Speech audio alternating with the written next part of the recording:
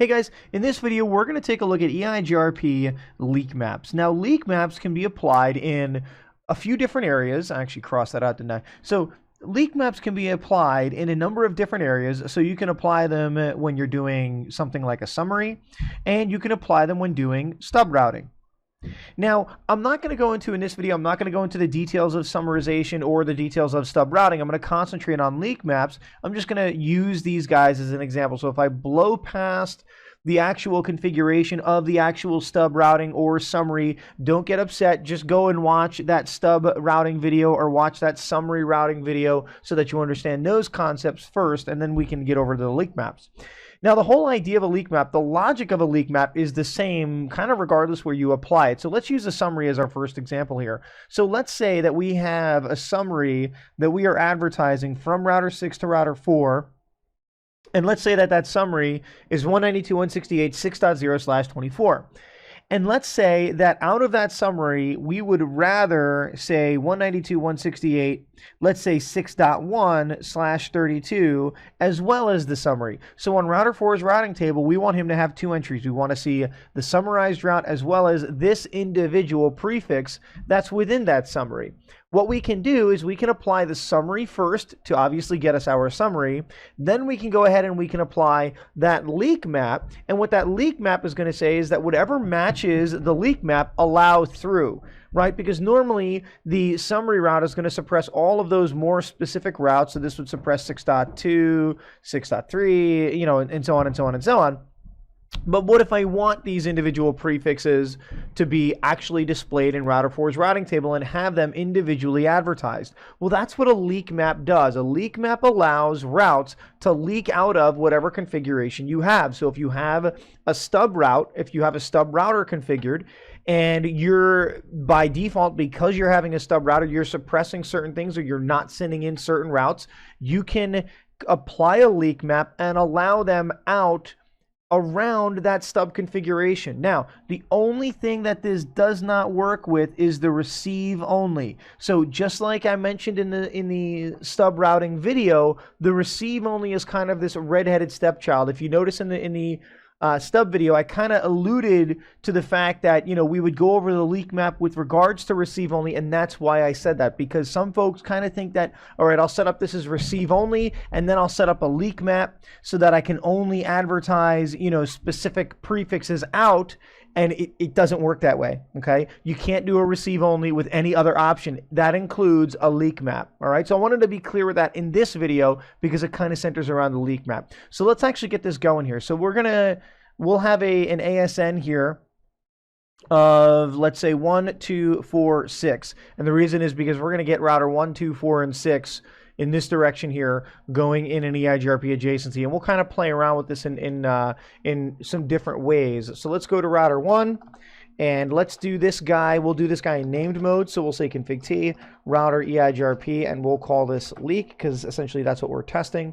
Address family IPv4 autonomous system 1246, and I'm going to say network. Let's say 10.1.2. We'll say 1. All zeros. We'll say topology base and redistribute connected. Fantastic. Actually, let's go ahead and set the router ID as well.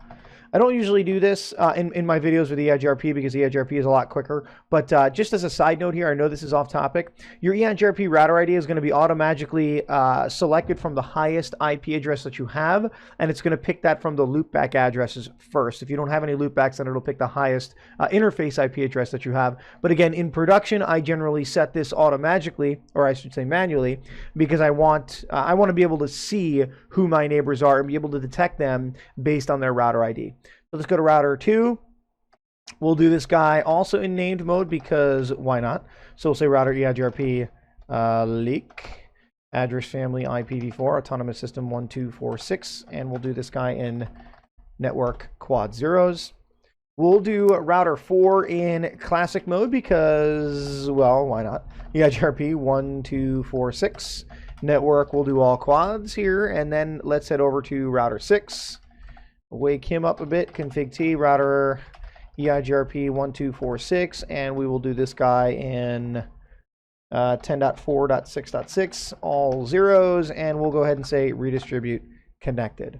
So we should have a full routing table here. Do show IP, we'll say route EIGRP. We should be able to reach the loopback addresses over there on router 1. So let's just verify that. Let's say do show IP interface brief E assigned. There's our 3 loopback addresses. Let's say do ping 192.168.6.1 and source that from our loopback 1. We're good to go. So each one of these routers here, each one of these guys has 3 loopback addresses, and those 3 loopback addresses correspond to the router. So loopback 1, loopback 2, loopback 3. These are 192.168.1.1, 1.2, 1.3. Over on router 2, they would be 2.1. Oh, sorry about that. 2.1, 2.2, and 2.3, etc. Right? So just to give you an idea of how our network is set up here. All right, so let's start playing around with these leak maps. The first thing I want to do is I'm going to go ahead on router 1, and I'm going to go ahead and enter in a summary route in named mode. Now, I'm not going to go over and do this on router 6. I'm only going to do this over here in this video. Again, I'm not going to get too deep into the actual configuration of how do we do summary routes and all that kind of stuff. So I'm going to say summary address 192.168.1.0. We'll say, I think I can do the CIDR here if I'm not mistaken. And we're going to go ahead and hit enter. What happens is our EIGRP adjacency is going to resync. Let's check router 2. Let's say do show IP route EIGRP. And we should see that we have a summary route for 192.168.1.0. But now, what if, for whatever reason, I now have a scenario where I need to see the more specific prefix?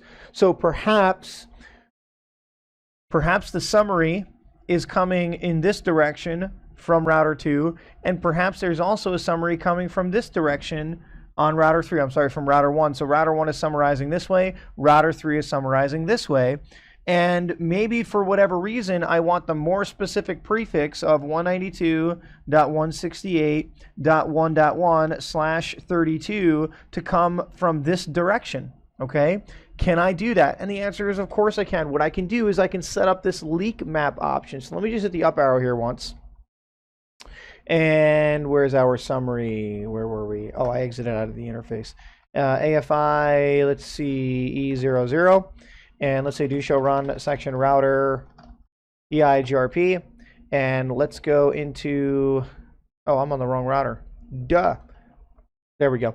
So here, what I can do, you can see the additional option here after the question mark. I can go up and I can set up this leak map. And generally speaking, what I will do is I will label my route map. This is what this is going to be. This is the name of a route map. So we're going to have to do some policy-based routing here. The name of my route map is normally whatever I'm doing. So if I'm doing EIGRP filtering, that might be EIGRP filtering. If I'm doing, BGP weight manipulation, it would be BGP weight. You know what I mean? So I normally call it whatever I'm going to do. Now let's exit out of here, and we're going to go ahead and create a route map. Oop, let me exit out one more time. So we'll say, I need one more time. Route map. Come on. And I'm going to call this guy EIGRP leak. Now, by default, this is going to say permit 10 at the end of it. When it comes to route maps, remember that there's always going to be a deny everything else at the end. So if I'm starting this with a permit, I don't need to worry about doing a deny afterward because everything's going to automatically be denied. If I start out a route map with route map whatever deny, then I have to say a permit on the end to allow out whatever else I want to allow. Otherwise, I'll block everything. So here, what I'm going to do is I'm going to say match IP address, and I'm going to go ahead and just say 1. So all I'm going to do is match this to a simple access list. You could match it to essentially either a, looking for the options, either a prefix list, you could do a named ACL, you could use essentially whatever you want here. The thing is that from what I've seen in the versions of code that I've run, you cannot do an interface. So in other words, I cannot do match interface, Ethernet 00 or loopback 1 or something like that. It doesn't seem to work in the versions of code that I have, okay? So I generally say match IP address, and I'll say 1. So let's exit out of here. Do show run section route hyphen map. So here's the route map that I have, and now what I'm going to do is create an ACL that essentially permits the individual prefix that I want to allow out. So I'm going to say /32. Do show run section, let's take a look at the access list first. Here's the ACL.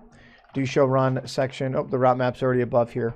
right? We see it here. So here's the ACL. I'm going to allow this 1.1, and here is the leak map. Now, if I head over to router 2, we saw in our routing table here that we only had the summarized route that we were allowing, right? We only had that 192.168.1.0/24. Well, let's see an updated version of our routing table. Let's say show IP route EIGRP, and what we should see before I go ahead and space down, what we should see is we should see the 192.168.1.0. So we should see this 192.168.1.0/24, and we should also see that individual prefix listed. Let's see if we did our job here. Let's scroll up. And there we have it. So we have the 192.168.0/24, and we have the 1.1/32.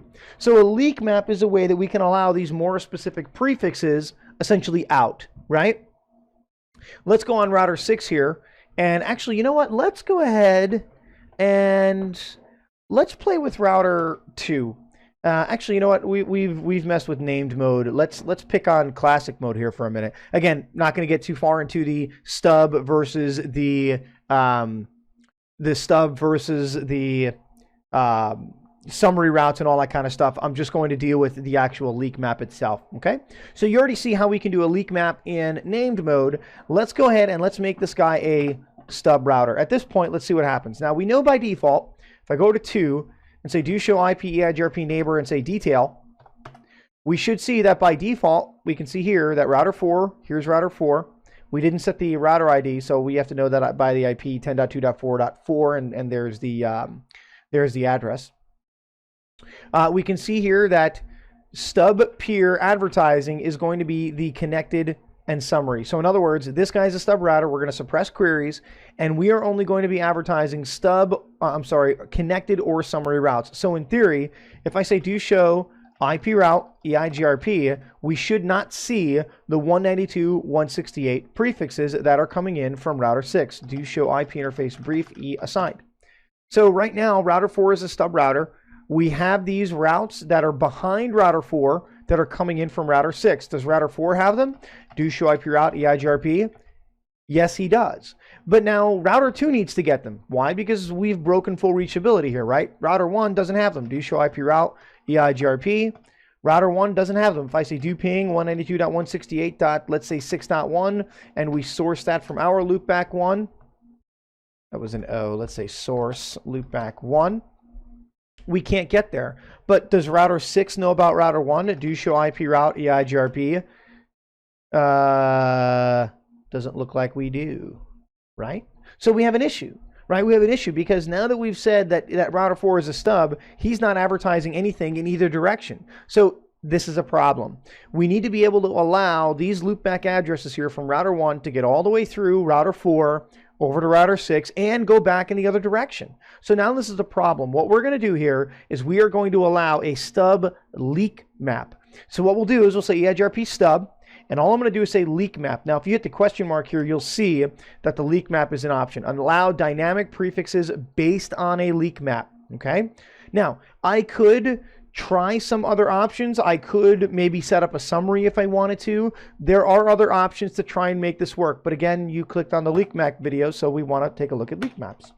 So again, EIGRP _ leak. That's going to be the name of my route map. Okay. So we'll say route -map. And we'll go ahead and say EIGRP leak. And what I'm going to do is say match IP address. And once again, I'm going to say 1. So what I'm going to do here is I'm going to create an ACL that matches the prefixes that I want to go back and forth. So I'm going to say access list 1, permit 192.168.60. We'll say /24. And I'm going to say access list 1, permit 192.168.1.0/24. So do show run section access. Here's my ACL. Okay, so I'm going to allow the 3 sets of loopbacks coming from router 6 in this direction, and I'm going to allow the 3 sets of loopbacks from router 1 going in this direction. Essentially, it's allowing them going in either direction, but because of my stub, because of my EIGRP stub, and I'm setting up this leak map, I should now essentially see the 1 prefixes over on router 6, and I should see the 6 prefixes over on router 1. So let's check that out. Let's go over to router 6. Let's say show IP route EIGRP, and here you see them. So now we're not getting all of them. Why? Because remember we set up the summary. So let me just erase the screen here. So remember that we set up a summary right over here on router 2 or router 1. We set up a summary on one of these guys. I think it was actually router 1 here, right? So that's why we're getting this summary route here. That's why we're getting this summary route here, as well as the additional prefix here, because we did the summary leak map over on router 1. But the point is that now we're actually allowing the 10/24 to be leaked through that stub configuration, okay? Just like we will see the 6 prefixes over on router 1 when we head over there. So let's go over there now. Let's clear the screen. We'll head over to router 1. And let's say Control C, show IP route, EIGRP, and we should see the 6 prefixes coming in over to router 1. So here they are. So now in theory, if I go in and I say ping 192.168.6.1 and I source that from my loopback 1, I now have restored full reachability. And the whole reason that is because I said EIGRP stub, which caused router 4 to send only by default the connected routes and summarized routes, but locally. In other words, if I set up a summary here or a summary here, or I said a network command, or I said redistribute connected, those would have locally gone out. But what it did was it blocked these prefixes that were coming in from router 6. We hit a brick wall, and these prefixes coming in from router 2, they stopped here because we hit a brick wall. So by allowing the leak map as our extended option, that matched a route map, which then matched an ACL. And this ACL listed all of the prefixes or the subnets that we wanted to allow through that stub configuration. So once we did this, we essentially deleted or removed that brick wall, but only for the prefixes that matched that leak map. Okay, so this is how you can use leak maps to get around certain types of, I want to say filtering, but I want to say certain types of summarization and stub configurations. Hope you guys enjoyed this video. See you guys in the next one.